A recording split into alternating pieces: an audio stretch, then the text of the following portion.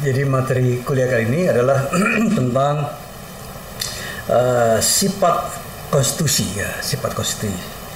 Ya, dikaitkan dengan pembahasan sifatnya yang lentur, fleksibel atau kaku, rigid, kemudian tertulis, tidak tertulis, dan sifatnya formal dan material. Nah,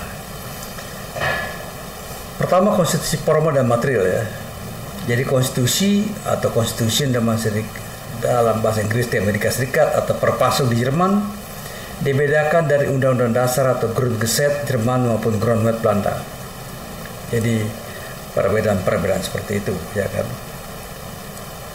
Dan prakteknya kita bisa lihat pandangan Herman Heller, ya kan, dalam konstitusi memiliki arti luas daripada undang-undang. Jadi konstitusi memiliki arti yang luas daripada undang-undang, ya kan. Dan Herman Heller membagi konstitusi dalam 3 fase pengertian, yaitu awal mulanya konstitusi itu mencerminkan keadaan politik di dalam masyarakat sebagai suatu kenyataan, dan ia belum merupakan konstitusi dalam pengertian hukum.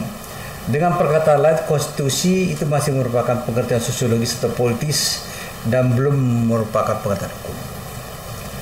Yang kedua, setelah orang mencari sumber unsur-unsur hukum dari konstitusi yang hidup dalam masyarakat untuk dijadikan suatu kaidah hukum, barulah konstitusi itu disebut sebagai Rechtsverfassung, ya, atau di Verfassungsbestandig Rechtsverfassung, yaitu konstitusi yang pengertian hukum. Yang ketiga, kemudian muncul pula kebutuhan untuk menuliskan konstitusi itu dalam naskah tertulis, tentang orang mulai menulisnya dalam suatu naskah tertulis, ya, seperti itu, ya. Dengan demikian, apabila pengertian-pengertian konstitusi dasar itu dihubungkan dengan pengertian konstitusi, arti undang-undang dasar baru merupakan bagian dari pengertian konstitusi, yaitu konstitusi yang ditulis, ya, Geschrieben Verfassung. Dalam arti inilah konstitusi dan bersifat juridis atau Rechtsverfassung, yaitu sebagai undang-undang dasar atau Grundgesetz.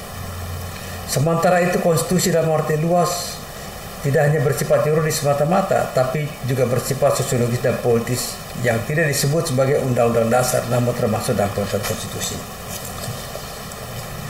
Setiap Verfassung haruslah memenuhi 2 syarat, yaitu syarat mengenai bentuknya dan syarat mengenai isinya. Bentuknya dipersyaratkan harus berupa naskah tertulis sebagai undang-undang yang tertinggi yang berlaku dalam suatu negara. Isinya merupakan peraturan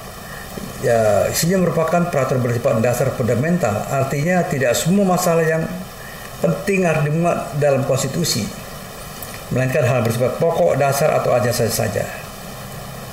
Nah, menurut paham kodifikasi, semua masalah terpenting harus dibuat dalam suatu undang dasar. Namun demikian disadari bahwa tidak semua hal penting merupakan hal bersifat pokok atau mendasar, sehingga tidak mungkin seluruh hal yang dianggap penting harus ditulis dalam naskah undang dasar.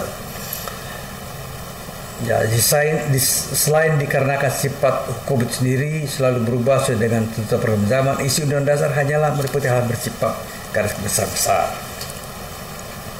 Pelaksanaan norma-norma konstitusi dapat diatur lebih lanjut dalam peraturan perundang-undangan yang lebih rendah, sehingga lebih mudah untuk diubah sesuai dengan kebutuhan, ya kan. Alasan keberatan yang memuat suatu masalah penting dalam konstitusi juga disebabkan karena seringnya terjadi perubahan dalam naskah undang-undang dasar.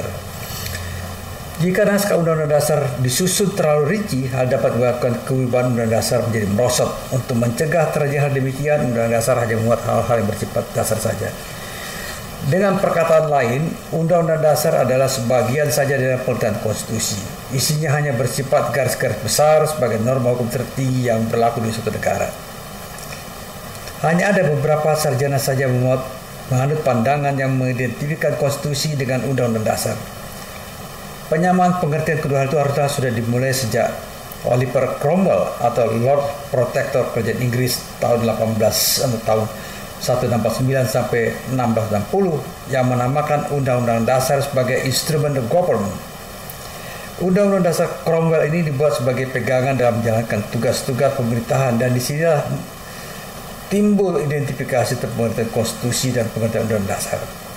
Pengertian konstitusi menurut Lord Oliver Cromwell kemudian diadopsi oleh Amerika Serikat pada 1747 dan selanjutnya oleh Lafayette dikembangkan di Prancis pada 1749. Penganut paham modern yang juga menyamakan pengertian konstitusi dengan undang-undang dasar adalah ya seperti disebut adalah Lassalle dari Prancis. Dalam bukunya Uber Perpasum, Lassalle mengatakan bahwa konstitusi yang sungguhnya menggambarkan hubungan antara kekuasaan yang terdapat dalam masyarakat. Golongan-golongan yang dimaksud adalah golongan punya kedudukan nyata dalam masyarakat.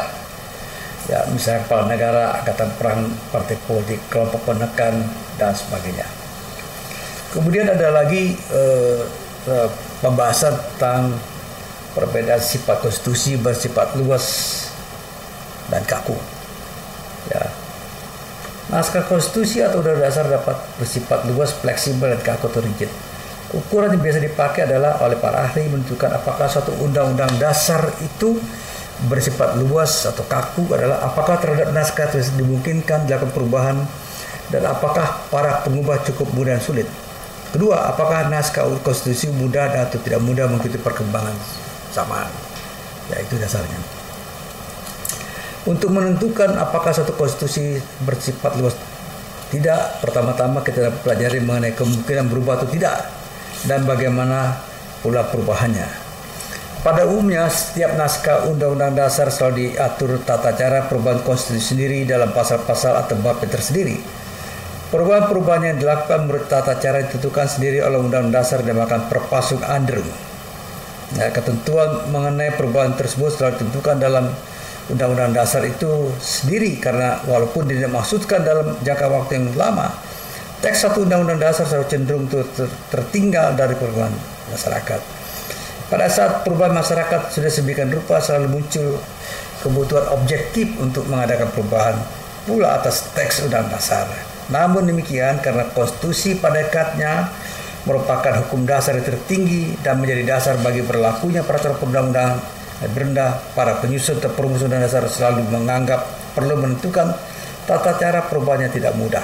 Dengan prosedur tidak mudah, menjadi tidak mudah pula orang untuk mengubah hukum dasar negaranya, kecuali apabila hal itu memang sungguh-sungguh dibutuhkan karena pertimbangan yang objektif dan untuk kepentingan seluruh rakyat, serta bukan untuk sekedar memenuhi keinginan atau kepentingan orang segolongan orang yang berkuasa saja.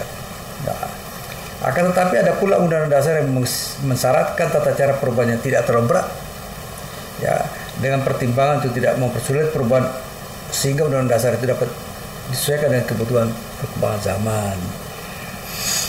Konstitusi demikianlah yang disebut sebagai konstitusi yang fleksibel atau luas. Ya, seperti itu. Negara yang punya konstitusi bersifat luas, umpamanya New Zealand dan kerajaan Inggris yang dikenal tidak memiliki konstitusi yang tertulis. Sementara konstitusi yang bersifat kaku atau rigid, misalnya konstitusi Amerika Serikat, Australia, Kanada, dan Swiss, itu yang dikatakan. Ya. Oke, kemudian undang dasar tergolong fleksibel, perubahannya dilakukan dengan the ordinary legislative process seperti di New Zealand. Sementara undang-undang yang dikenal kaku, perubahannya dapat dilakukan oleh lembaga legislatif dengan pembatasan-pembatasan tertentu oleh rakyat langsung melalui referendum. Ketiga, oleh utusan negara khusus sebagai negara terdekat dengan kebiasaan tertentu yang untuk keperluan perubahan. Ini yang disebut sebagai sifat-sifat yang dikaitkan dengan perubahan. Menurut KCWR ada 3 cara untuk mengubah undang-undang dasar. Yang pertama adalah formal amendment atau perubahan resmi. Kedua, constitutional convention atau konvensi negara. Yang ketiga, judicial interpretation atau penafsiran pengadilan. Oleh karena itu, perubahan dalam arti penyempurnaan terhadap undang-undang dasar tidak selalu harus dilakukan dengan cara formal amendment, tapi dapat pula dilakukan konvensi ketatanegaraan. Misalnya ada suatu pasal dalam undang-undang dasar yang resmi masih berlaku, tapi dalam praktek pasal tidak pakai lagi dalam negara. Misalnya mengenai pemilihan presiden di Amerika Serikat. Pasal 2 Undang Dasar Amerika Serikat yang terus sekarang tidak dijalankan dalam praktek walaupun secara sebelum pernah akan tidak berlaku. Presiden Amerika Serikat dipilih langsung oleh rakyat melalui Electoral College. Dari calon yang dipilih oleh partai politik yang bersangkutan ditentukan melalui konvensi partai yang bersangkutan. Hal inilah yang dikatakan oleh Bernard Swartz disebut sebagai wholly extra constitutional manner. Pada akhirnya yang menentukan perlu tidaknya undang-undang dasar berubah atau faktor konfigurasi politik yang berkuasa suatu waktu. Ya, betapapun kakunya atau sulitnya suatu Naskah Undang-Undang Dasar dirubah apabila konspirasi politik berkuasa berpendapat dan menentukan bahwa Undang-Undang dirubah, maka konstitusi akan berubah. Inilah faktor-faktor tertentu ya. Kemudian konstitusi tertulis dan tidak tertulis. Membedakan secara prinsipal antara konstitusi tertulis, written constitution dan tidak tertulis, unwritten constitution adalah tidak tepat. Sebutan konstitusi tidak tertulis hanya dipakai untuk dilawankan dengan konstitusi modern yang lazimnya ditulis dalam satu naskah atau kodifikasi. Timbulnya konstitusi tertulis disebabkan karena pengaruh aliran kodifikasi. Salah satu negara yang punya konstitusi tidak tertulis adalah negara Inggris. Namun prinsip-prinsip yang tercantum dalam konstitusi Inggris itu dicantumkan dalam undang-undang biasa seperti Bill of Rights. Dengan demikian suatu konstitusi disebut tertulis apabila ditulis dalam satu naskah atau beberapa naskah.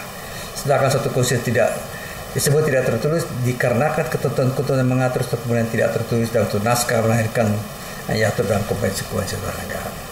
Ya, demikian topik hari ini.